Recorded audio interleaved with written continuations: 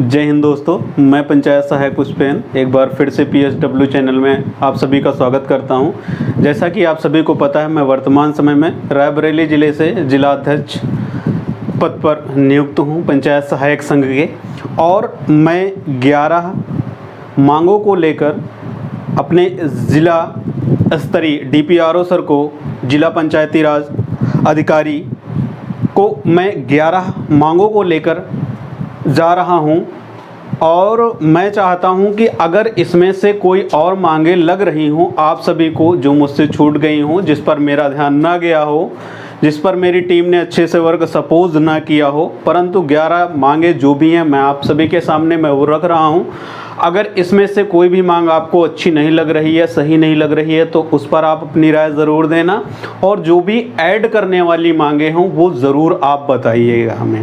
तो पहली मांग, जैसा कि आप सभी स्लाइड पर देख रहे हैं, हमने पहली जो मांग रखी हुई है वो ये है कि कंप्यूटर सिस्टम का संचालन केवल पंचायत भवन में पंचायत सहायकों द्वारा ही कराने के लिए हमने पहली मांग रखी हुई है, क्योंकि हम लोग आए दिन देख रहे हैं कि पंचायत भवन में कंप्यूटर सिस्टम ही नहीं है।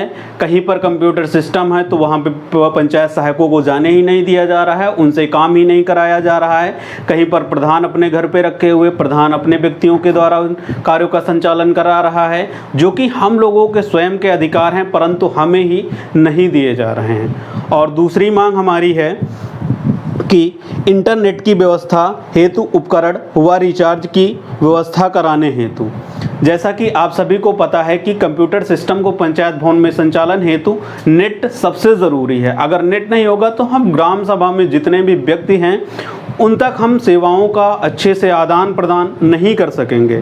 तो इसके लिए हमें नेट उपकरण ज़रूरी है, क्योंकि हम लोग देखते हैं कि मोबाइल का रिचार्ज हम लोग स्वयं कराते हैं, जिसमें सबसे बढ़िया 6000 के मानदेय में हम लोगों को क्या कराना पड़ रहा है, रिचार्ज भी कराना पड़ रहा है।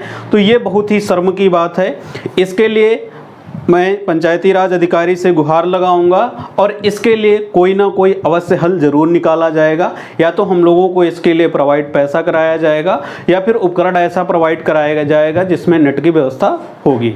और इसके बाद हम तीसरी मांग हमने ये रखी हुई है कि पंचायत भवन संचालन हेतु एसेसरी उपलब्ध कराने हेतु। एसेसरी क्या होती हैं आप सभी को पता है, जैसे कि हम लोग बनाते क्या हैं, A4 साइज़ पेपर हम लोग को ज़रूरी होता है। दूसरी चीज़ है कि परिवार रजिस्टर की नकल बनाने हेतु कागज़ की ज़रूरत होती है।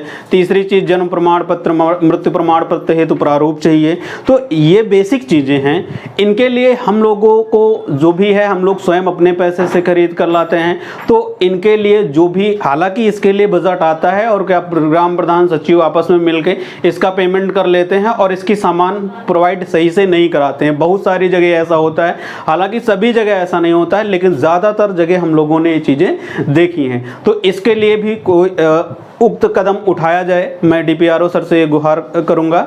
और अगली हमारी चौथी जो मांग है वो है पंचायत सहायक संबंधी समस्त कार्यों का संचालन केवल पंचायत भवन में बैठकर कराने हेतु। जैसा कि आए दिन हम लोग देखते हैं कि पंचायत सहायकों को कहीं पर ड्यूटी लगा दी जाती है, कहीं दूसरी जगह ड्यूटी लगा दी जाती है। अब उसको कार्य करना है अपनी ग्राम सभा के, लेकिन उसकी ड्यूटी कहीं और लगाई जाती है।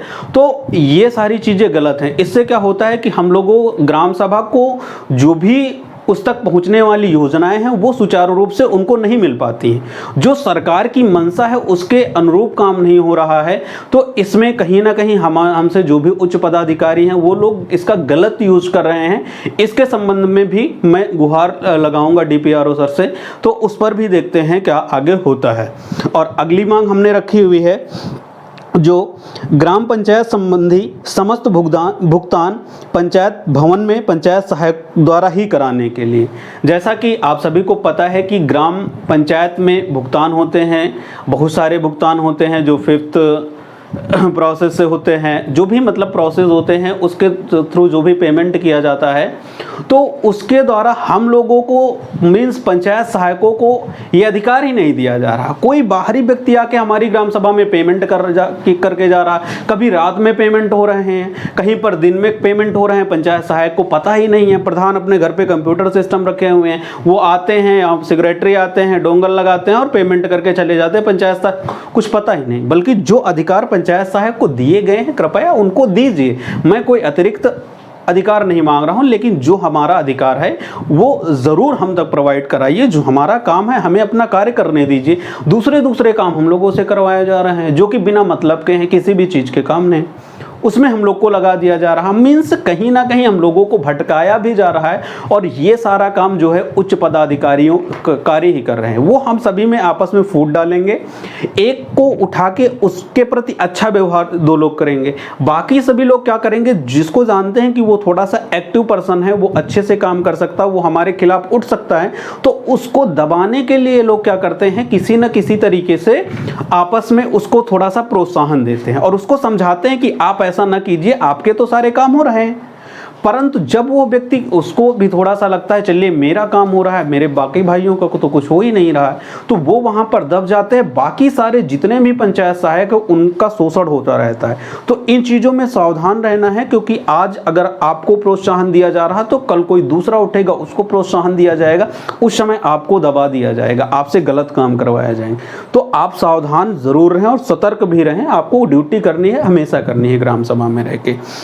अगली जो हमारी मांग है 6 नंबर की, पंचायत सहायक का मानदेय भुगतान की तिथि माह के प्रथम सप्ताह के अंदर कराने हैं। तो मीन्स जो भी हमारा जो मानदेय है उसको हर महीने के पहले सप्ताह में ज़रूर से ज़रूर हमारे अकाउंट में हमारे ही द्वारा हालांकि डाला जाना है, लेकिन उसमें डोंगल जो है सचिव के और ग्राम प्रधान के लगने हैं। तो इसके लिए प्रधान और सचिव को उस माह के एक सप्ताह के अंदर अंदर इतना प्रेशर मीन्स ऐसा शेड्यूल बनाया जाए कि हम लोगों का जो मानदेय हम स्वयं अपने खाते में एक सप्ताह के अंदर ज़रूर लगवा सकें, यानी कि लगा सकें।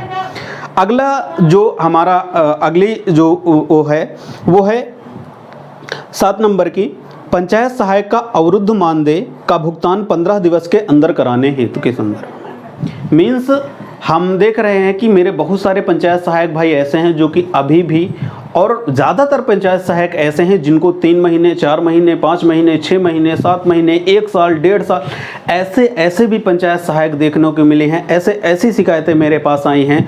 तो इनका जो मानदेय का जो भुगतान है वो कृपा जल्दी से जल्दी आदेश आपके द्वारा किया जाएगा, तो जल्दी से जल्दी सभी सेक्रेटरी पर प्रेशर होगा और वो लोग ज़रूर से ज़रूर 15 दिवस के अंदर में हम लोगों का अवरुद्ध जो भी बचा हुआ मानदेय है उसको हम लोगों के खाते में प्रोवाइड करा देंगे। क्योंकि 6,000 रुपये बहुत बड़ी धनराशि नहीं है, बहुत छोटी धनराशि है। उसमें हम लोगों को कई बार जाना पड़ता है, ब्लॉक जाना पड़ता है, बहुत सारी मीटिंगें होती हैं जिसमें गाड़ी का तेल भी खर्च आता है। तो इन चीज़ों को ध्यान में रखते हुए हम आपसे रिक्वेस्ट करते हैं समस्त उच्च पदाधिकारियों से कि हम लोगों की बातों पर एक बार ज़रूर विचार किया जाए। हम लोग एक अल्प मानदेय भोगी हैं और इस पर थोड़ी सा आप गौर कीजिए। अगर शायद आपको 6,000 रुपये मिलता तो आप ये सोचिए कि आप 6,000 में कैसे अपना घर परिवार चलाते हैं, और उन 6,000 रुपये में हम लोग वर्तमान समय में अपना घर परिवार सब कुछ चला रहे हैं। तो कृपया आप सभी से निवेदन है कि इन चीज़ों पर ध्यान जरूर। 8 नंबर की, पंचायत सहायकों को से उनके मूल कार्यों के अतिरिक्त अन्य कार्यों न कराने हेतु के संदर्भ में, यानी कि जो भी हमारे पंचायत सहायक हैं उनके जो भी कार्य हैं केवल और केवल वही कार्य किए जाएं। उनकी कभी ब्लॉक में ड्यूटी लगा दी जाती है, कभी कॉल करके ब्लॉक में बुला लिया जाता है, कभी उप जिला अधिकारी के यहाँ उनकी ड्यूटी लगा दी जाती है, कहीं निर्वाचन में ड्यूटी लगा दी जाती है। तो निर्वाचन में ये सारी चीज़ें कृपया ना कराई जाए। तो जो भी इसके पात्र हैं, यानी ऐसा तो है नहीं कि उसके लिए कोई टीम नहीं बनी है, कोई सदस्य नहीं है, उन सदस्यों से जो भी सदस्य जिस कार्य के लिए नियुक्त हैं कृपया उनसे कार्य लिया जाए, ना कि हम लोगों से दूसरे के कार्य करवाए जाए। अगली हमारी जो मांग है 9 नंबर की, मातृत्व अवकाश का अधिकार एवं इस अवकाश के दौरान संपूर्ण मानदेय का भुगतान कराने हेतु के संदर्भ में। यानी कि जो हमारी बहनें होती हैं, जो वो गर्भवती होती हैं, तो उस दौरान उनके लिए अवकाश का प्रावधान हो पूरी तरीके से। अभी मेरी बहन का एक मैसेज आया था, एक कॉल आई जिसमें हमने पूछा था, तो उन्होंने बताया कि इसके लिए क्या भैया जी कोई प्रावधान नहीं है क्या?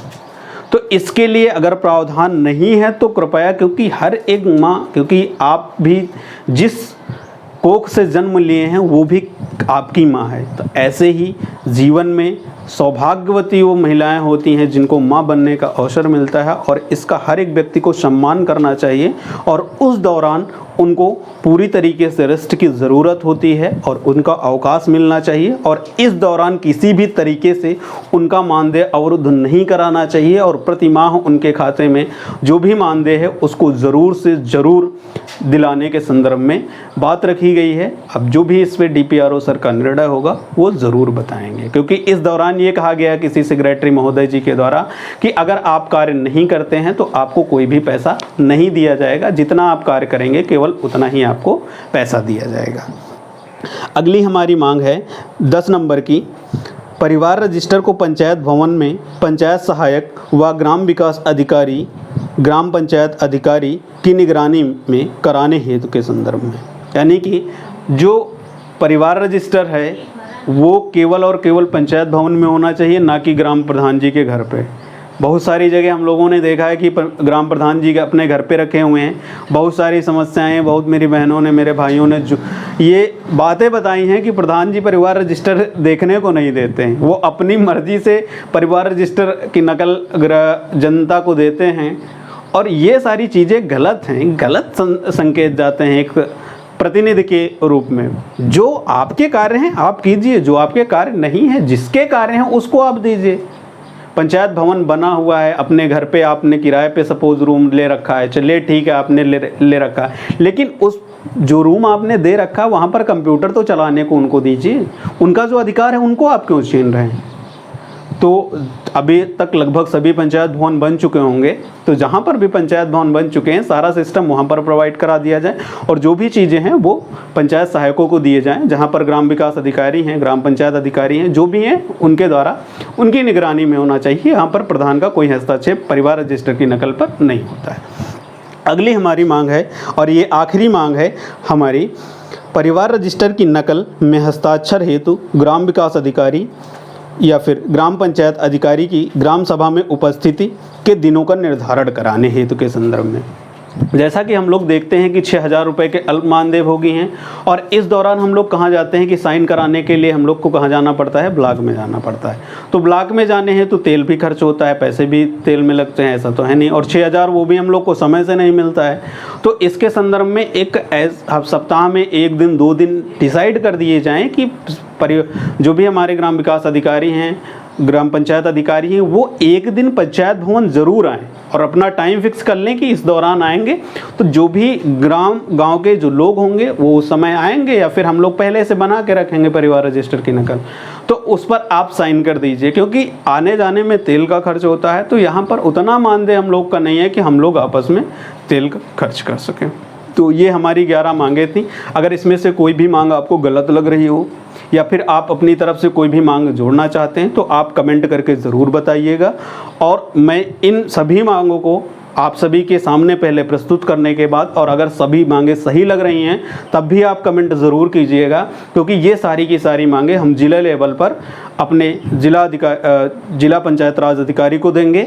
जो भी इस पर निर्णय होगा वो हम आप तक ज़रूर पहुंचाएंगे। तो इसके पहले आप सभी तक के समझ चाहिए 11 मांगें हमने रखी हैं। आप जो भी जोड़ना चाहते हैं वो ज़रूर कमेंट कीजिए। आपको वीडियो जैसी कैसी लग रही है, और लोगों तक ज़रूर इसको भेजिए, क्योंकि हो सकता है कि इसमें अगर आपकी कोई मांग नहीं है तो हो सकता है कि अगले की कोई मांग छिपी हो या फिर नहीं हमने बताई है, तो वो कमेंट करके बताएगा, जिससे कि मैं उसकी भी मांगे एक साथ में रख सकूं। आज की वीडियो में बस इतना ही। आप वीडियो को लाइक कीजिए, शेयर कीजिए, और ज़्यादा से ज़्यादा चैनल को सब्सक्राइब जरूर कीजिए। धन्यवाद। जय हिंद।